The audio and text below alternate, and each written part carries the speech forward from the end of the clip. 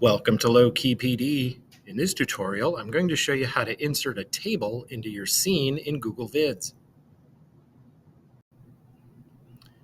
So you're in Google Vids, you're editing a scene, and you realize you need to insert a table, maybe to show data, organize text, whatever.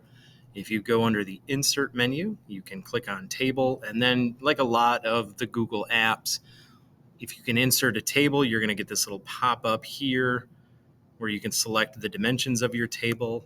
So I'll select a table, and then you get the really basic table, very thin borders, right? But you can select it, you can move it,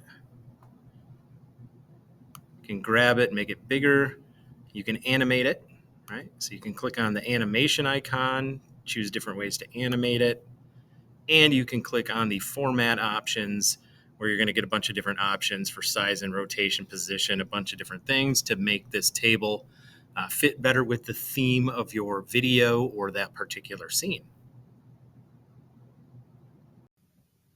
Don't forget to like and subscribe for more tech tutorials, and you can find my videos on YouTube by searching lowkeypd.